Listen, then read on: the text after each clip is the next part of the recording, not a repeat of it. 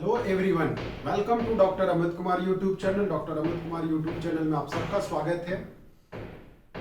आज का जो लेक्चर है वो सेमेस्टर थर्ड का, जो मारवाड़ी कॉलेज के विद्यार्थी हैं या फिर और भी जो कॉलेज के विद्यार्थी हैं, सेमेस्टर थर्ड में जो इनकम टैक्स से रिलेटेड चैप्टर है। इनकम टैक्स से एक रिलेटेड चैप्टर था, that is income from other sources. मैंने उसका 3 या 4 लेक्चर ऑलरेडी आपके यूट्यूब चैनल में अपलोड कर रखा है।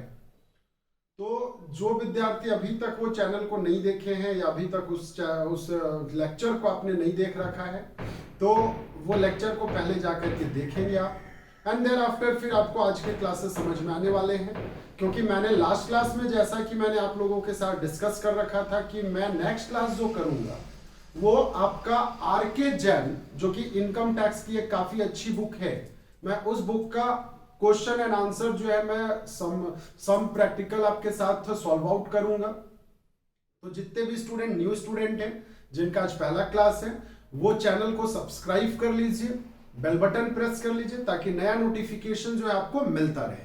तो ऐसा है, मेरे पास जो आपका एक किताब दिखाई दे रहा होगा वो इनकम टैक्स की किताब है। आपको यहाँ पे स्क्रीन में दिखाई दे रहा होगा आरके जैन में, यहाँ पे 25 लिखा हुआ है। तो मैं इसका सबसे पहला एक क्वेश्चन की बात करता हूं मैं, और वो है आपका एग्जाम्पल नंबर 2। कौन सा है? Example number 2, income from other sources का एग्जाम्पल नंबर 2।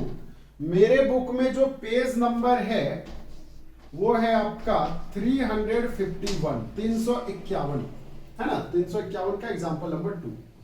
एग्जाम्पल में क्या क्या बोल रखा है मैं 1 बाय 1 करके बता देता हूं, ठीक है ना। अगर किसी स्टूडेंट को पर्सनली क्वेश्चन चाहिए तो आप मेरे से डिस्कस कर लेना, बात कर लेना, मैं क्वेश्चन जो है शेयर कर दूंगा, ठीक है। तो क्वेश्चन में क्या बोलता है, mister Pukhraj invested during the year ended 31 March 2020 consider of the following. सबसे पहला, पुखराज एक पर्सन था जिसने ड्यूरिंग द ईयर 31 मार्च 2020 तक, मतलब 19-20 का प्रीवियस ईयर है, तो 19-20 में उसने कुछ पैसे इन्वेस्ट किए थे मार्केट में, और वो कहां कहां इन्वेस्ट किया था और उसको कितना पैसा इन्वेस्टमेंट हो रखा था वो देख लो। तो सबसे पहला पैसा इन्वेस्ट करा था 7% गवर्नमेंट सिक्योरिटीज 25,000 का। That amount should be invested amount, not interest. वो इंटरेस्ट का अमाउंट नहीं है, वो इन्वेस्टेड अमाउंट है। देन 8% आगरा म्युनिसिपल बॉन्ड्स दे रखा है, 9% मुंबई पोर्ट ट्रस्ट बॉन्ड दे रखा है, 7 year post office national saving certificate दे रखा है। देन इसके बाद आपका 7% गवर्नमेंट बॉन्ड्स दे रखा है। देन इसके बाद 7% नेशनल प्लान सर्टिफिकेट दे रखा है। देन इसके बाद 6% जो है वो सिक्योरिटीज ऑफ फॉरेन गवर्नमेंट्स दे रखा है ना। एंड लास्ट में कुछ बातें और भी कर रखा है, साफ साफ देखना एक बात क्या कर रखा है क्वेश्चन पे। He paid 160 as a commission for collecting the taxable interest on security. देखो, एक पर्सन था जिसका नाम था मिस्टर पुखराज। वो क्या किया था, डिफरेंट मार्केट में जब इन्वेस्ट करेगा तो वो सारे मार्केट में से आपको क्या मिलेंगे, इंटरेस्ट मिलेंगे। तो इंटरेस्ट का जो कलेक्शन चार्जेस है, जो आपको इंटरेस्ट लेने का जो चार्ज है, वो इंटरेस्ट चार्ज जो है 160 रुपए आप पेमेंट कर रहे हो। तो इसका कहने का मतलब ये हो गया कि 160 रुपीज जो है should be deducted from the interest received amount. Is it clear? As a collection charges.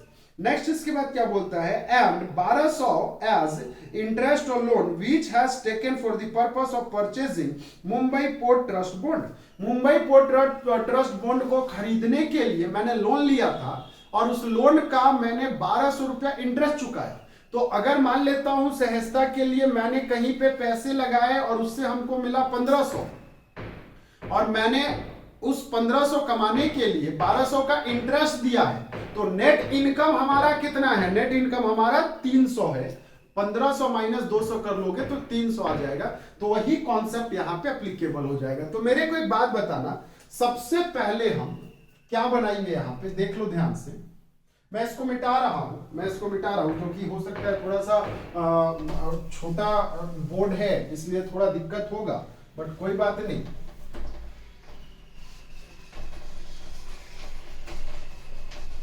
Computation of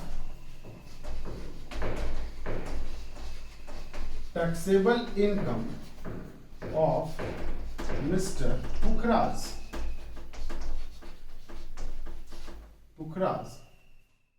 under the head, मैं शॉर्ट में लिख दे रहा हूं, income from other sources for the assessment year 2020-21, 2020-21 का असेसमेंट ईयर है, ठीक है ना। अच्छा, पर्टिकुलर वगैरह सब नहीं लिख रहा बच्चा, क्योंकि थोड़ा स्पेस ऑलरेडी कम है, तो यहाँ पे पर्टिकुलर लिख लेना और यहाँ पे आप अमाउंट लिख लेना। Is it clear? चलिए, तो ऐसा है सबसे पहला पॉइंट। पहला पॉइंट बोलता है 7% ऑफ गवर्नमेंट सिक्योरिटीज, तो गवर्नमेंट सिक्योरिटीज का 7% ऑफ गवर्नमेंट सिक्योरिटीज, बताना टैक्स लगेगा कि नहीं लगेगा। 7% का गवर्नमेंट सिक्योरिटीज पे टैक्स लगेगा तो लगेगा। तो यहां पे 25,000 का 7% कितना हो जाएगा? 7 × 5 = 35, हाथ में 3, 1750 कितना हो जाएगा बताना? 1750 हो जाएगा। सेकेंड पॉइंट क्वेश्चन में क्या बोलता है? 8% आगरा म्युनिसिपल बॉन्ड्स, 15,000 का 8% आगरा म्युनिसिपल बॉन्ड्स, और इसका जो वैल्यू है ये आपका 15,000 मल्टीपल 8% है, 1200 कितना हो जाएगा? 1200। नेक्स्ट है 9% मुंबई पोर्ट ट्रस्ट बॉन्ड्स, ठीक है, और इसी में आपका लोन ले रखा है। थर्ड पॉइंट 9%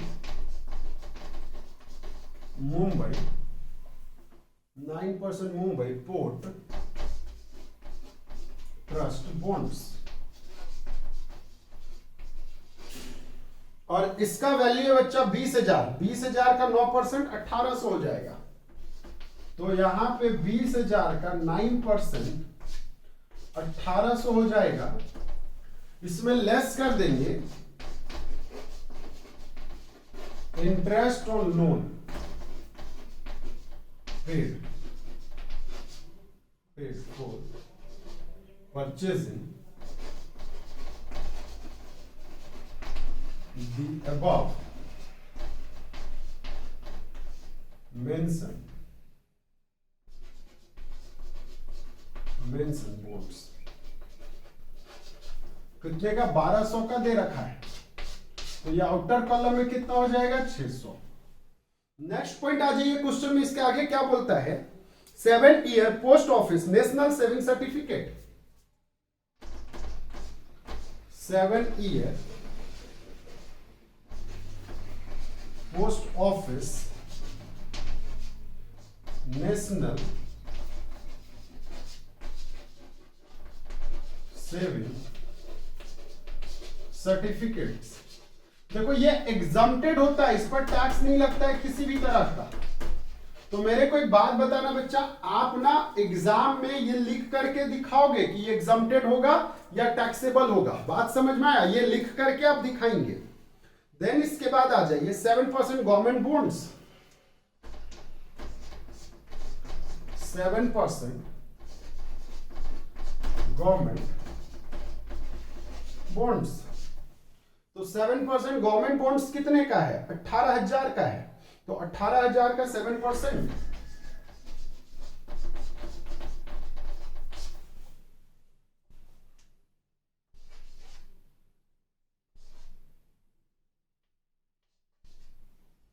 $1260, 1200 क्या हो जाएगा?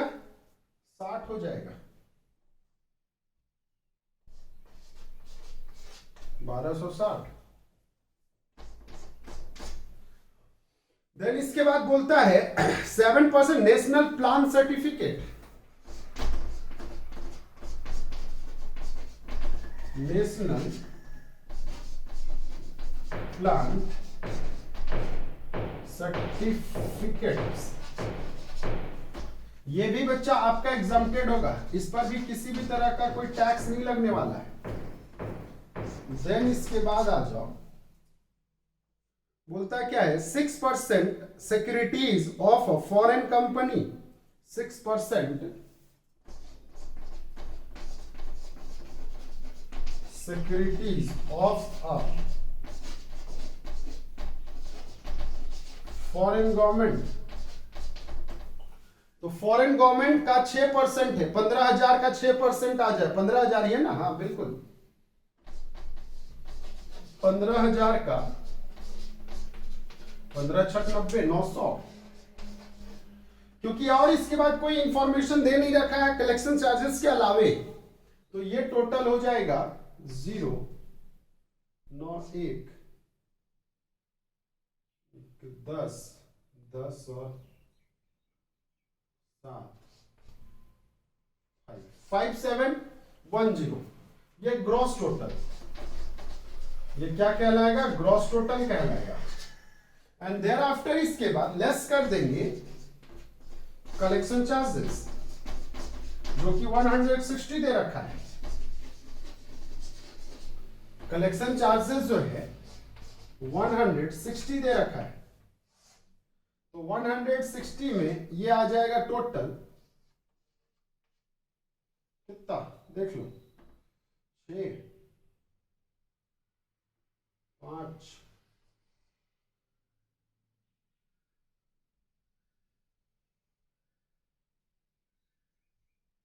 5, 4, यही हो जाएगा taxable income.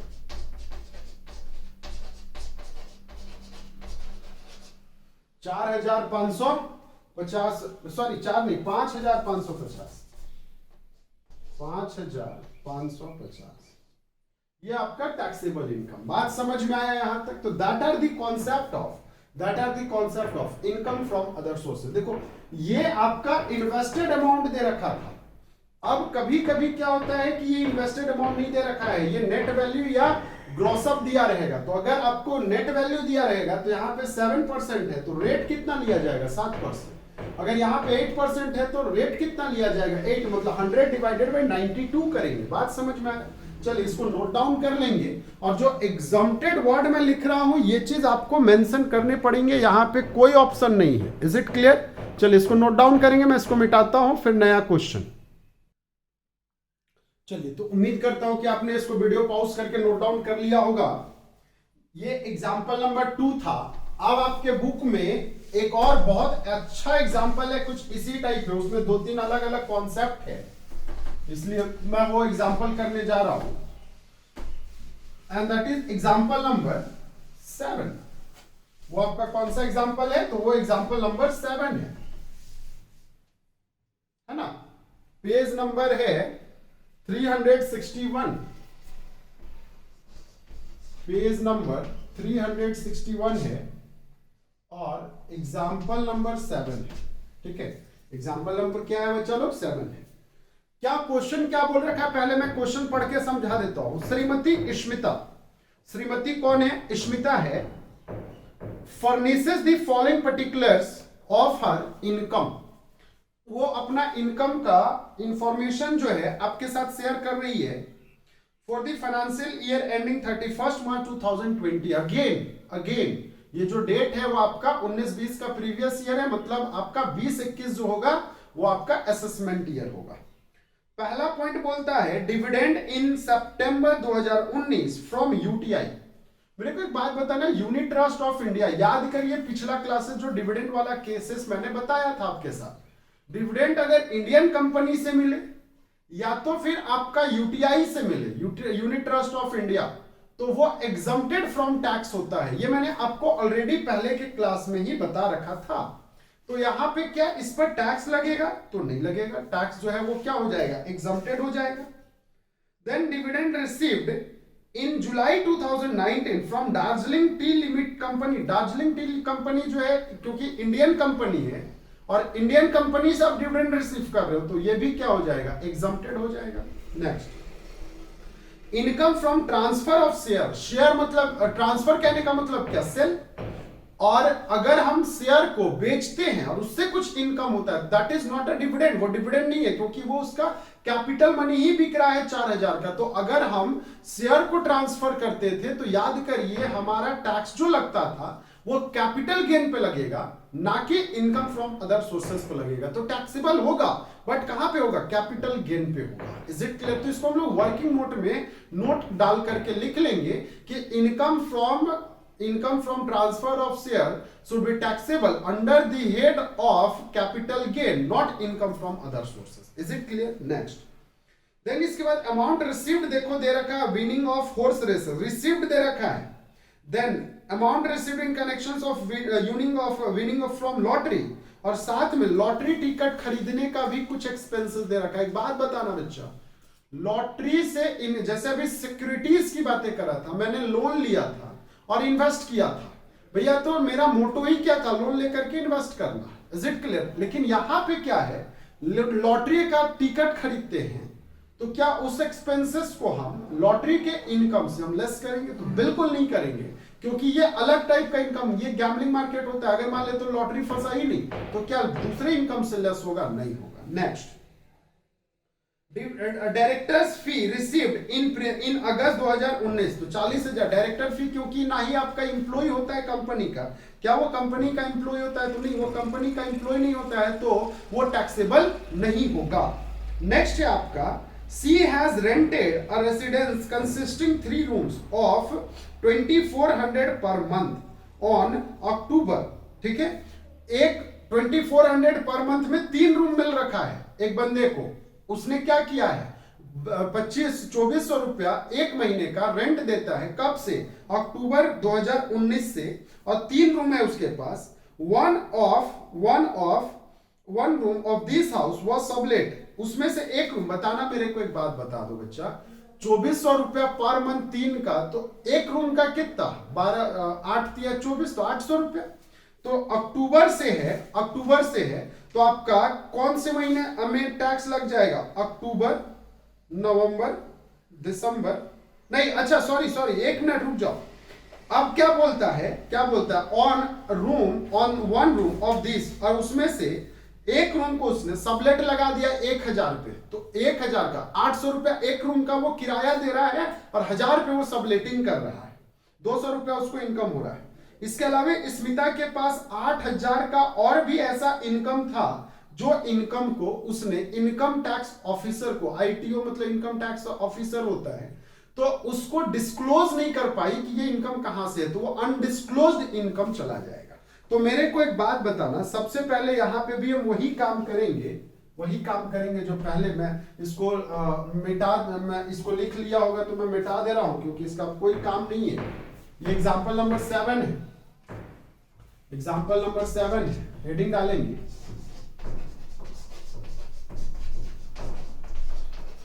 Computations of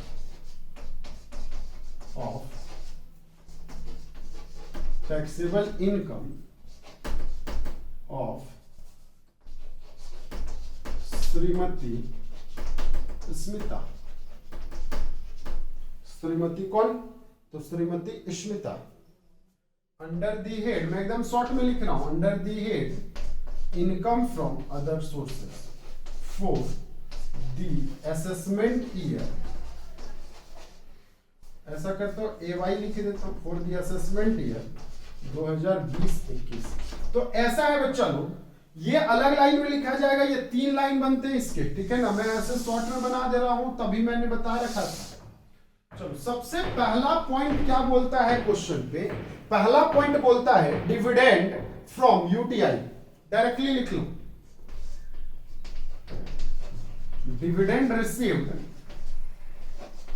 from UTI.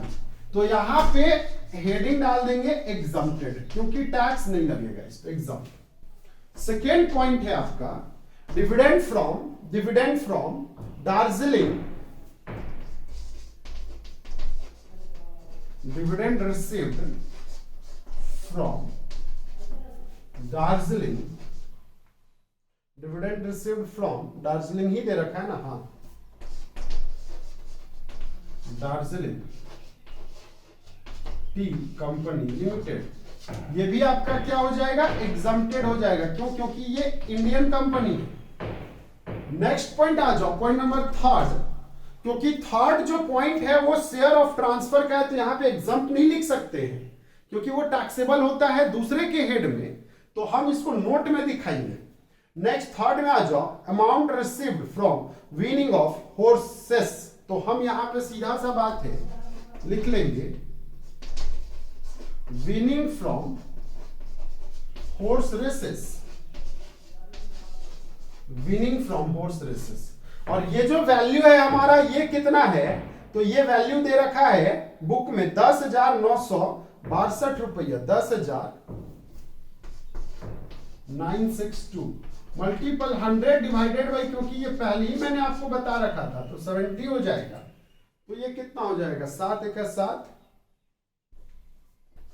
7 एका 7, 3 5 6 7 6 42, 15,660।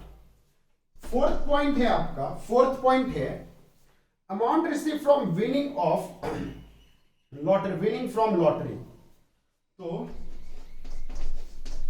विनिंग फ्रॉम लॉटरी दे रखा है फिर से, और लॉटरी जो है बच्चा ये कितने का दे रखा है, तो लॉटरी दे रखा है आपका 54,600 का।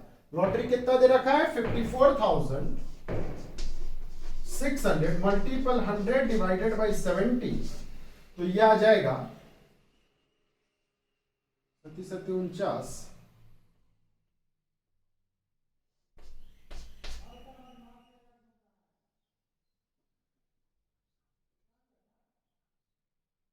556 80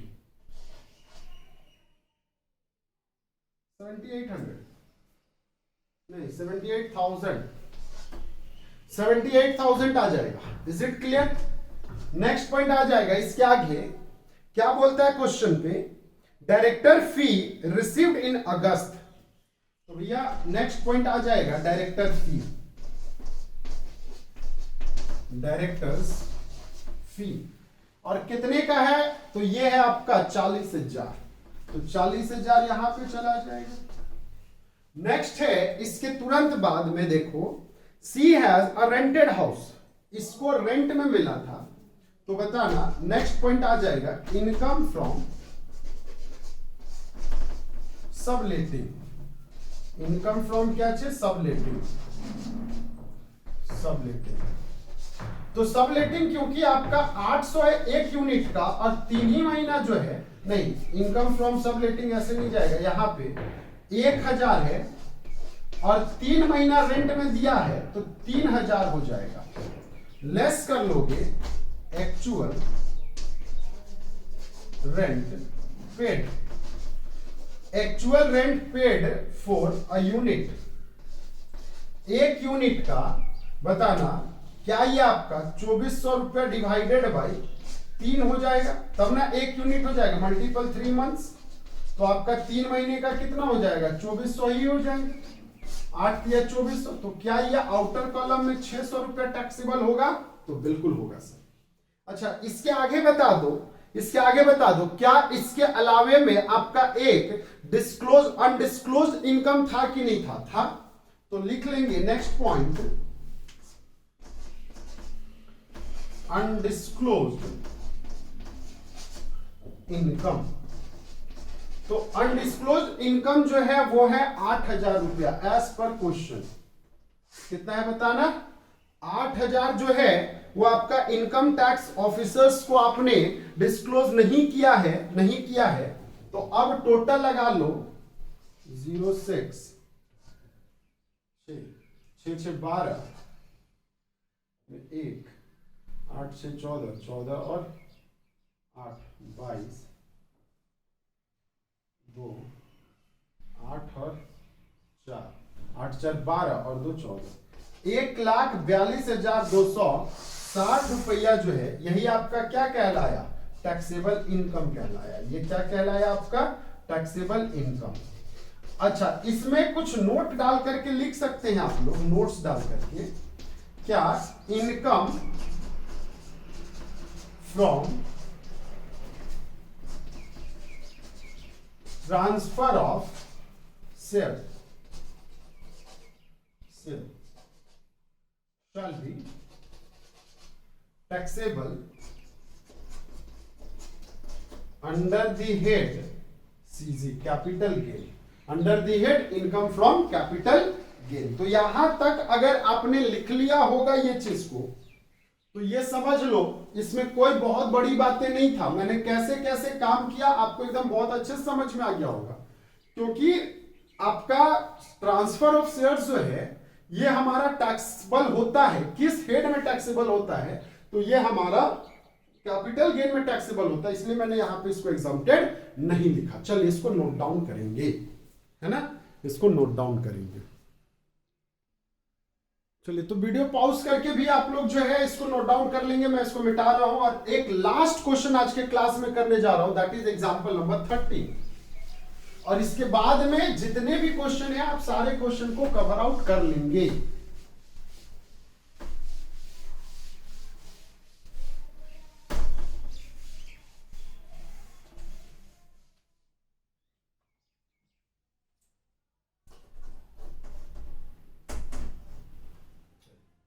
एग्जाम्पल नंबर है 13 और इसका पेज नंबर है 367 मेरे बुक में 360। मेरे पास इंग्लिश वाली वर्जन वाली एक किताब है, तो आप लोग इसमें कोई बहुत ज्यादा टेंशन लेने वाली बात है नहीं। क्वेश्चन क्या बोलता है समझ लो। Following are the particular of income of Shrimati Karanjeet. Shrimati Karanjeet जो है वो आपका इनकम का इंफॉर्मेशन दे रखा है, 1 बाय 1 करके देखते जाओ। सबसे पहले interest received on government securities. Government securities का बेटा क्या ग्रॉस अप करने का रिक्वायरमेंट होता है?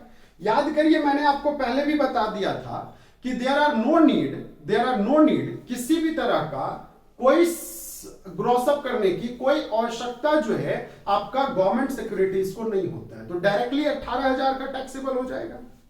Dividend receive from a foreign company directly 16,000 का टैक्सेबल हो जाएगा। लेकिन amount received from winning of a lottery, winning of lottery का अमाउंट रिसीव्ड दे रखा है। सिर्फ अगर विनिंग फ्रॉम लॉटरी दिया रहता तो डायरेक्टली लिखते, लेकिन क्योंकि यहां पे आपका अमाउंट रिसीव्ड वर्ड यूज कर दिया है तो 1,33,000 का हम 100 डिवाइडेड बाई 70 करेंगे। नेक्स्ट विनिंग फ्रॉम बेटिंग, देखो बेटिंग दे रखा है, विनिंग फ्रॉम बेटिंग दे रखा है, तो क्या करेंगे हम डायरेक्टली 50,000 पूरा का पूरा दिखा देंगे। नेक्स्ट है income from a letting on hire the private car. मेरे पास कोई प्राइवेट गाड़ी थी जिसको मैंने क्या किया, रेंट में लगाई। ये सब छोटी छोटी बातें मैंने आपको ऑलरेडी पहले वाले क्लासेस में डिस्कस कर रखा है। Letting on hire of a car is not a business of mister Karanjeet. Karanjeet का वो बिजनेस नहीं था, अगर वो बिजनेस होता तब पीसीबीपी पे टैक्सेबल होता, लेकिन ये कहां पे टैक्सेबल होगा, ये होगा आपका इनकम फ्रॉम अदर सोर्सेस में। फैमिली पेंशन देखो 1 महीने का 3,000, तो 12 महीने का कितना, 12 36,000। Is it clear? तो क्या 36,000 पूरा का पूरा फैमिली पेंशन में टैक्सेबल होता है? नहीं, इसके लिए एक रूल बताया था, एक नियम बताया था मैंने।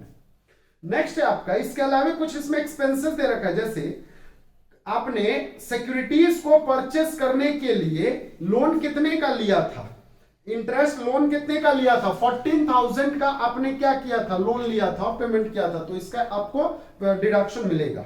इन्वेस्टमेंट के लिए मिलता था ना पहला वाला क्वेश्चन में। नेक्स्ट बैंक कमीशन जो पेड कर रहे हैं 2%, वो किसके बदले, डिविडेंड और इंटरेस्ट के बदले। तो जितना डिविडेंड हमने कलेक्ट किया है उसका 2%, जितना इंटरेस्ट कलेक्ट किया है उसका 2%। नेक्स्ट है आपका amount spend 3,000 for lottery ticket. क्या लॉटरी टिकट का अमाउंट स्पेंड का कोई यूज होगा? नहीं, वो बेकार की बातें दे रखा है।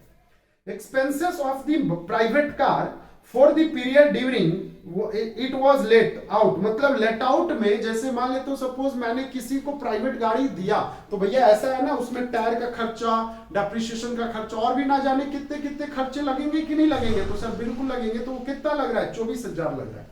बस यही क्वेश्चन दे रखा है।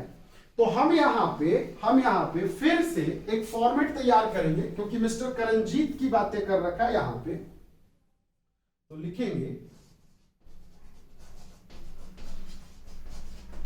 Computation of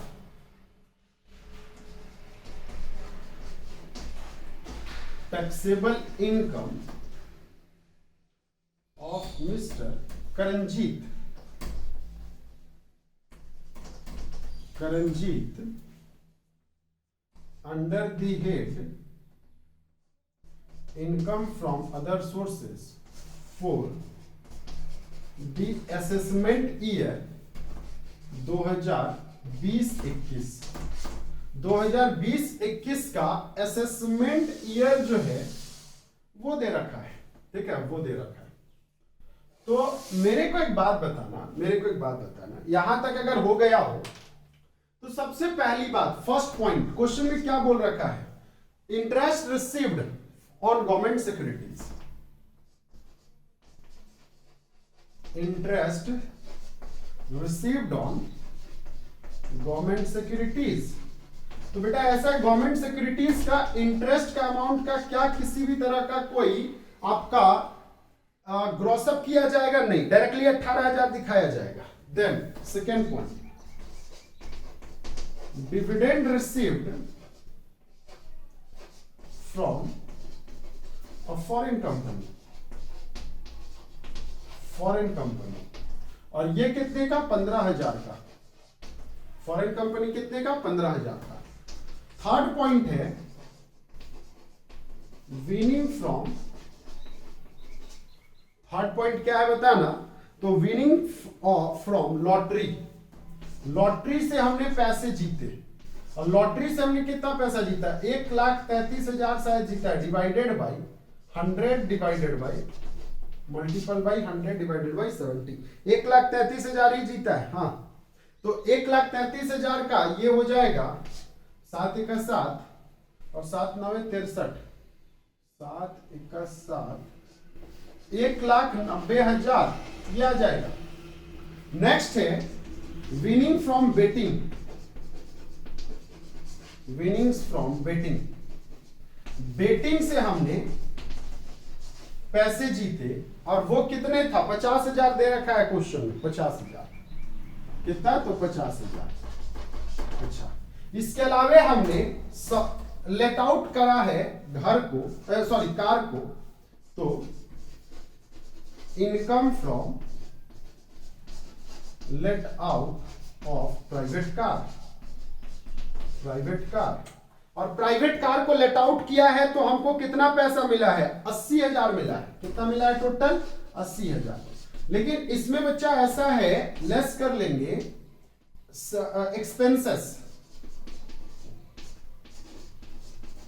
expenses, related with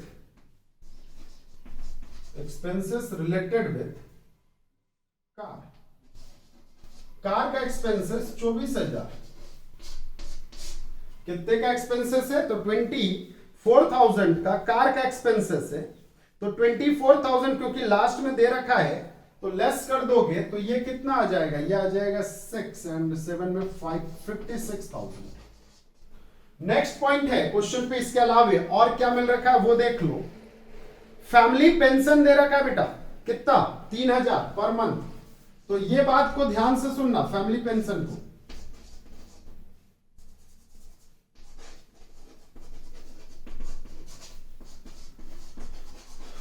family pension जो दे रखा है 3,000 मल्टीपल 12 कर लेंगे तो 12 तिया कितना हो जाएगा? 36,000।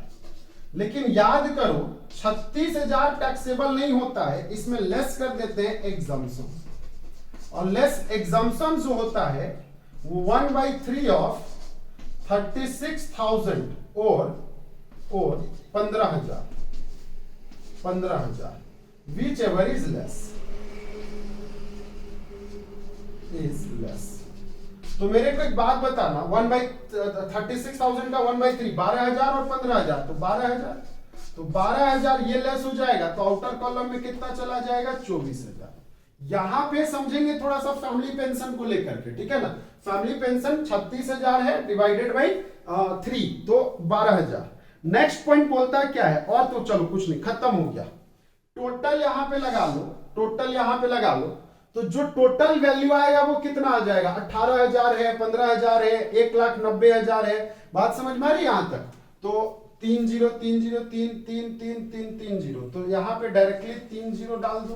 देन 6 4 10 10 10 और 18 18 5 23, 18 और 6 4 10, 10 और 5 15, 15 और 8 23 के 3, हाथ में 2। देन उसके बाद 10 10 13, 10 और 2 12, 12 13, 13 18, 18 और 5 23, 23 और 2 5, 3,53,000।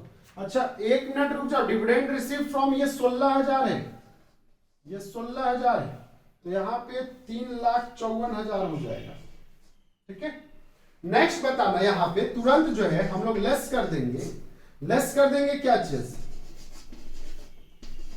Interest paid, interest on loan paid for acquiring dividend and securities। और ये शायद हमारा 12,000 दे रखा है क्वेश्चन में, 14,000 कितना दे रखा है? 14,000, ये दे रखा है 14,000। अच्छा, इसके अलावे जो है 2% on bank charges, bank charges दे रखा है 2%। और मजेदार बात है 2% किसका? तो ये दोनों का 2% मिला करके 2%। ठीक है, तो आप यहां पे 18,000 प्लस 16,000, तो 18 और 16 हो गया 34,000, 34,000 का 2% 680, तो यह आ जाएगा यहाँ पे 14,680। तो ये 2 0 3, 9 4 में 1 3 और 3, 3,93,320 रुपीज जो है, यही आपका क्या कहलाएगा? टैक्सेबल इनकम कहलाएगा। समझ में आया? मैंने 3 क्वेश्चन आपके साथ करा है, तीनों बहुत इंपॉर्टेंट क्वेश्चन है, ठीक ना? तो इसके अलावे जो है अगर आपको कोई क्वेश्चन और भी करवाने हैं तो आप कमेंट सेक्शन में आप कमेंट कर देना, मैं वो क्वेश्चन कर दूंगा। अनलेस अदरवाइज मैं नेक्स्ट क्लास जो है एक नया चैप्टर जो है पीसीबीपी को मैं स्टार्ट करूंगा, एंड देन इसके बाद ये 5 हेड जो है कंप्लीट हो जाएगा। Is it clear? चलिए इसको नोट डाउन कर लेंगे। Okay, thank you.